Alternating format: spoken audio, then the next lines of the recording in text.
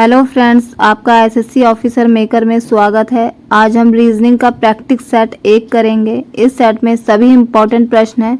अगर आप किसी भी सरकारी नौकरी की तैयारी कर रहे हो तो ये प्रैक्टिस सेट आपके लिए बहुत इम्पॉर्टेंट है, क्योंकि इस प्रैक्टिस सेट में जो भी प्रश्न दिए गए हैं उसी तरह के प्रश्न आपके एग्जाम में पूछे जाएंगे।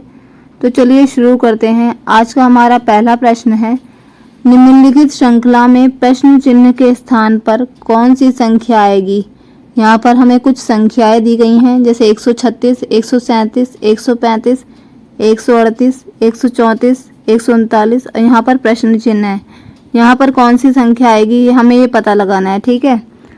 तो ये जो संख्याएं दी गई हैं, जैसे 136, 137, 135 घटते बढ़ते क्रम में दी गई हैं, ठीक है। जैसे 136 के बाद 137 बढ़ गया है, फिर ये घट गया है, फिर बढ़ गया है, फिर घट गया है, फिर बढ़ गया है। यहाँ पर क्या संख्या आएगी हमें पता लगाना है। यहाँ पर 136 था, फिर यहाँ पर 135 हो गया, फिर यहाँ पर 134 हो गया।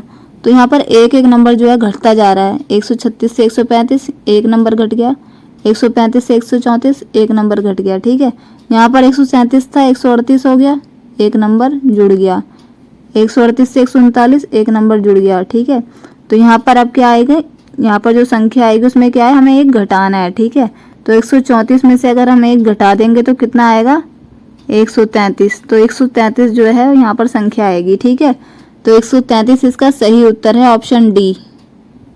अगला प्रश्न है, उस विकल्प का चयन करें जो तीसरे पद से ठीक उसी प्रकार संबंधित है जिस प्रकार दूसरा पद पहले पद से संबंधित है, ठीक है। इन दोनों में जो रिलेशन है, संबंध है, वही संबंध हमें यहाँ पर पता करके पता लगाना है कि यहाँ पर कौन सी संख्या आएगी, ठीक है। तो देखो यहाँ पर 4 2 6 2 था, फिर यहाँ पर 4 2 7 1 आ गया, ठीक है। तो हम 4 2 6 2 में अगर 9 जोड़ देंगे तो 4 2 7 1 आएगा, ठीक है। वैसे ही हम 2 1 3 9, इसमें अगर हम 9 जोड़ेंगे तो कितना आएगा, 2 1 4 8, ठीक है। लेकिन 2 1 4 8 तो हमारे ऑप्शन में नहीं है, ठीक है। तो फिर अब हम क्या करेंगे, इन नंबरों को जोड़ के देखते हैं। तो 4 और 2 कितना होता है, 6। 6 में 6 जोड़ देंगे तो 12, 12 में 2 जोड़ देंगे तो 14। तो इनका जोड़ क्या आया है, 14। वैसे ही हम इन्हें जोड़ के देखते हैं, 4 2 7 और 1। तो 4 2 6, 6 7 13, 13 और 1 14। तो इनका जोड़ भी सम कितना आ रहा है, 14 14 आ रहा है। तो वैसे ही अब हम इन्हें जोड़ के देखते हैं, 2 1 3 9, 2 1 3 9। तो 9 3 12, 12 13 और 2 15। तो इसका जोड़ कितना आ रहा है, 15 आ रहा है। अब हम जो ऑप्शन दिए गए हैं इसमें से देखते हैं कि किसका जोड़ 15 आ रहा है। जिसका जोड़ 15 आएगा वही इसका आंसर होगा, ठीक है। तो 5 2 7, 7 7 14 और 2 16। अभी 2 3 5, 5 4 9, 9 6 15, इसका 15 आ रहा है। और इसका देखते हैं, 9 5 14, 2 16 1 17, इसका 7 1 8, 8 और 3 11, 11 2 13। तो ऑप्शन बी जो है इसका जोड़ने पर 15 आ रहा है, ठीक है। तो 2 3 4 6, तो ऑप्शन बी जो है इसका सही उत्तर है। अगला प्रश्न है, ये वेन आरेख का प्रश्न है। इस प्रश्न में बोला गया है कि उस वेन आरेख का चयन करें जो दिए गए वर्गों के बीच सर्वश्रेष्ठ संबंध को दर्शाता है। हमें ये कुछ शब्द दिए गए हैं, हमें इनके बीच में संबंध दर्शाना है, ठीक है। महिलाएं, बहनें और माताएं, ठीक है। महिलाएं क्या हैं, सभी महिलाएं हैं, ये बहनें भी माताएं भी सभी महिलाएं हैं, तो इसके लिए हम गोला बना देंगे। उसके बाद बहनें और माताएं, कुछ बहनें जो हैं वो माताएं भी होंगी किसी ना किसी की, और कुछ माताएं किसी ना किसी की बहनें भी होंगी। तो इन दोनों के बीच में भी ऐसे संबंध बनेगा, ठीक है। तो कौन सा ऑप्शन है ऐसा, ऑप्शन सी। तो ऑप्शन सी इसका सही उत्तर है। अगला प्रश्न है, यदि फादर इक्वल टू 7 है और डॉटर इक्वल टू 9 है तो डिस्टेंट इक्वल टू कितना नंबर आएगा, हमें यहाँ पर ये पता लगाना है, ठीक है। तो फादर इक्वल टू 7 है, FATHER। तो हमें यहाँ पर 7 दिया गया है, लेकिन ये कितने इसमें लेटर हैं, 1 2 3 4 5 6, 6 और यहाँ पर 7 दिया गया है। तो 6 में अगर हम 1 जोड़ देंगे कितना आ जाएगा, 7। वैसे ही डॉटर को गिनते हैं, डॉटर में 1 2 3 4 5 6 7 8, 8 है इसमें लेटर। तो 8 में अगर हम 1 जोड़ देंगे तो कितना आ जाएगा, 9। तो यहाँ पर 9 दिया गया है। वैसे ही डिस्टेंट में कितने लेटर हैं, 1 2 3 4 5, 6, 7। ठीक है, कितने लेटर हैं दिस टेंट में? 7। 7 में हम अगर 1 जोड़ देंगे तो कितना हो जाएगा? 8। तो यहाँ पर कितना संख्या आएगी? 8। तो ऑप्शन सी जो है इसका सही उत्तर है 8। अगला प्रश्न है, नीचे एक अक्षर श्रृंखला दी गई है जिसमें कुछ अक्षर लुप्त हैं। उस विकल्प का चयन करें जिसमें वे अक्षर हैं जो क्रमिक रूप से इन खाली स्थानों में भरे जा सकते हैं।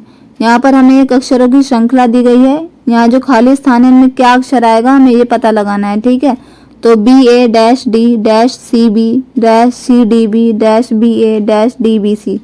ठीक है, तो यहाँ पर ये कितने टोटल अक्षर हैं? 1 2 3 4 5 6 7 8 9 10 11 12 13 14 15 16 17 18। तो टोटल कितने अक्षर हैं? ये 18। ठीक है, तो या तो हम इन्हें 3 3 के जोड़े में काट सकते हैं या फिर 6 6 जोड़े में काट सकते हैं। ठीक है, तो पहले 6 6 के जोड़े में देखते हैं। यहाँ पर 1 2 3 4 5 6, 3 2 6, 3 3 6 यहाँ पर। ठीक है, तो चेक करते हैं यहाँ पर। तो BA, यहाँ पर हम CD फिर डैश C, तो इसे चेक करते हैं। BA, उसके बाद यहाँ पर C आएगा, फिर दूसरा क्या है? B, यहाँ पर B भर देते हैं, फिर यहाँ पर A भर देते हैं, फिर यहाँ पर C भर देते हैं, यहाँ पर C भर देते हैं। ठीक है, तो BACDBC, यहाँ पर BACDBC, यहाँ पर BACDBC। ठीक है, तो तीनों एक जैसे बन रहे हैं ना ये, तो ऑप्शन बी जो है इसका सही उत्तर है। ये जो है खाली स्थानों में इनमें सही बैठ रहे हैं। अगला प्रश्न है, 5 वस्तुएं KLPRNT एक के ऊपर एक रखी गई हैं, लेकिन जरूरी नहीं है कि इसी क्रम में। K T के तुरंत ऊपर है और R के तुरंत नीचे है। L P से तुरंत ऊपर और T से तुरंत नीचे है। नीचे से दूसरे स्थान पर कौन सी वस्तु है? ठीक है, हमें ये पता लगाना है। तो देखो, पहले बोला गया है कि K T के तुरंत ऊपर है। जो K है वो T के तुरंत ऊपर है। यहाँ K T के तुरंत ऊपर है। ठीक है, उसके बाद बोला है और R के तुरंत नीचे है। K जो है T के तो तुरंत ऊपर है और R के तुरंत नीचे है। ठीक है, फिर आगे बोला है L P से तुरंत ऊपर है और T से तुरंत नीचे है। L जो है T से तुरंत नीचे है। ठीक है, उसके बाद P से तुरंत ऊपर है, तो P से L जो है तुरंत ऊपर है। नीचे से दूसरे स्थान पर कौन सी वस्तु है? तो पहला ये हो गया, दूसरा ये हो गया, तो L जो है वो तुरंत दूसरे स्थान पर है। ठीक है, नीचे से दूसरे स्थान पर L है, तो ऑप्शन डी जो है इसका सही उत्तर है L। अगला प्रश्न है, यदि barber equal to 116, glint equal to 73, तो लिजर्ड इक्वल टू कितना होगा? हमें ये पता लगाना है। ठीक है, तो बार्बर हमें 116 दिया है। ठीक है, चेक करते हैं इसे, BARBER। ठीक है, तो B की कितनी संख्या होती है? 2, 1 की 1, R की होती है 18, B की 2, E की 5, R की 18। ठीक है, तो 18 18 36, 36 और 5 41, 41 और 2 43 और 1 44, 44। यहाँ पर 116 आ रखा है, तो 44 को 3 से गुना करके देखें, 3 चौक 12, 3 चौक 12 13 14, ये तो नहीं बैठ रहा। ठीक है, तो अब इनकी उल्टी संख्या देखते हैं। B को अगर हम पीछे से गिनेंगे तो कितनी आएगी? Z से अगर हम B को गिनेंगे तो कितने नंबर पे आता है B? 27 में 2 गए 25। ठीक है, B का उल्टा Y होता है। ठीक है, A का उल्टा कितना होता है? Z।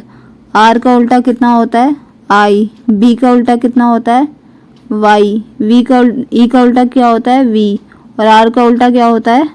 I। ठीक है, तो देखो Y की वैल्यू 25 होती है, Z की कितनी होती है? 26, I की 9 होती है, Y की 25 होती है, V की वैल्यू कितनी होती है? 22 और I की कितनी होती है? 9। तो इन सबको जोड़ के देखते हैं। ठीक है, तो 5 6 11, 11 और 9 20, 25 और 2 27, 27 और 9 36, 36 का 6, 3 हासिल लगा दिया, 2 2 4, 4 2 6, 2 8, 9 10 11। ठीक है, तो 116 आ रहा है, तो इसका वैल्यू जो है 116 निकल के आ गया। वैसे ही ग्लिंट को चेक करते हैं, GLINT। तो जो G है उसका उल्टा क्या होता है? T। L का क्या होता है? O। I का क्या होता है? R। N का क्या होता है? M। और T का क्या होता है? G। तो T की वैल्यू 20 होती है, O की 15 R की 18, M की 13 और G की 7। अब इन सबको जोड़ देते हैं। 8 5 13, 13 और 3 16, 16 और 7 कितना होता है 23, 23 का 3 और यहाँ से लगे 2, 2 3 4 5 और 2 7, 73 आ गया। ठीक है, तो ये भी सही बैठा है। ऐसे ही लिजार्ड की वैल्यू निकालते हैं। LIZARD। ठीक है, तो L का उल्टा कितना होता है O, I का R, Z का A का Z, R का I और D का कितना होता है W। अब इन सब की वैल्यू लिख देते हैं। O की वैल्यू 15 होती है, R की 18, A की 1 होती है और Z की 26 होती है, I की 9 होती है और W की 23 होती है। इन सब को अब जोड़ देंगे। 5 8 13, 13 14, 14 और 6 20, 20 और 9 29, 29 और 2 3 32, 32 का 2 हाथ से लगे 3। अब देखो 1 1 2 2 2 4 2 6 6 और 6 3 9, तो 92, 92 जो है इसका सही उत्तर है।